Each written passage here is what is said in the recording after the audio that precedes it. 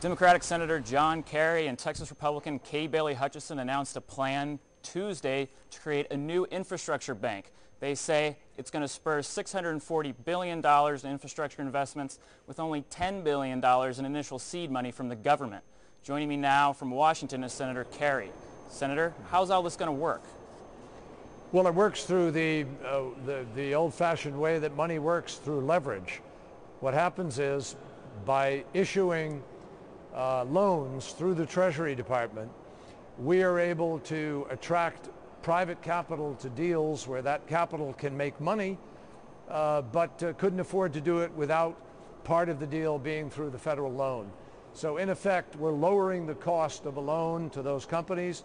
It attracts them to a revenue-producing infrastructure deal, and we get to build America, we create jobs, and everybody wins. Right, and you had Richard Trumka, a major union leader, on stage today with Tom Donahue, who's the head of the U.S. Chamber of Commerce. That's the group in Washington that represents big business interests. And you had them both on the same stage talking about how this is going to be good for America. Is this something everyone can agree on? Well, we hope so.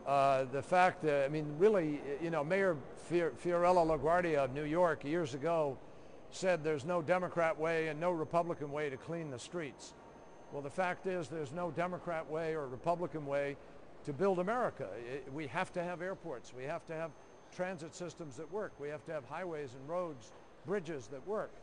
And right now we're falling way behind. As Tom Donahue of the Chamber of Commerce said, our own engineers in America give us a D, give America a D for infrastructure development.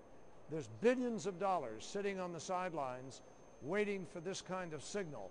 And if we create this, I believe we can really begin a great build out of our American infrastructure.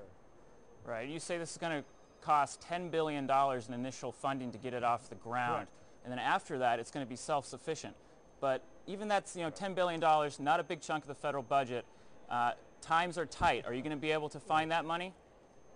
If we don't, then shame on America, because we'll wind up falling further behind and we're not going to be able to catch up.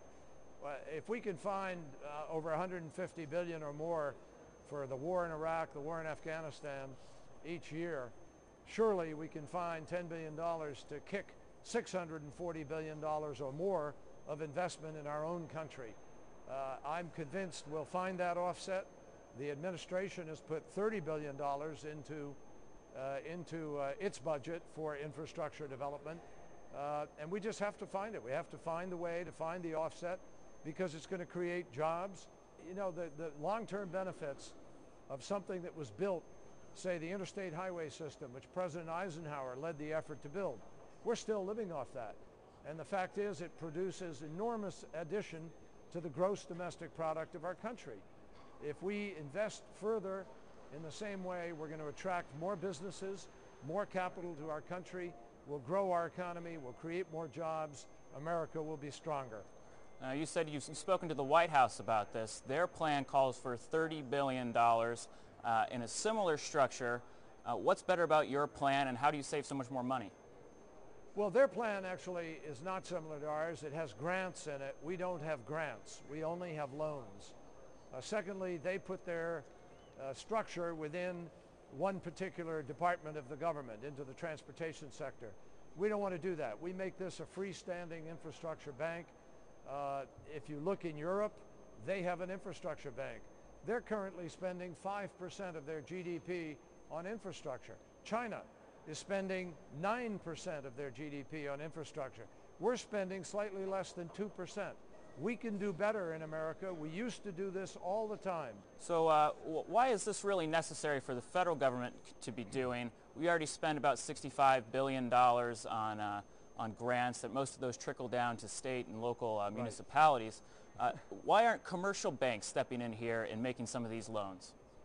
Because they can't choose to do it at the price that we can do it at the federal level, so it doesn't make it as competitive a loan. And we have the responsibility to do these things because we are the government. I mean, the fact is only the government can do some of these kinds of projects. You know, an energy project, for instance, or a water treatment facility that goes across state lines. These are the kinds of things where you need to have some kind of government leverage. And one last question, Senator, before we go. You've said you want to accomplish this on a pretty quick timeline. What's your goal there? What are you aiming for? I want to pass it this year in this budget and then begin to set it up as rapidly as we can and hopefully have it in place sometime next year and be able to go forward. Great. Thanks very much, Senator. Thank you.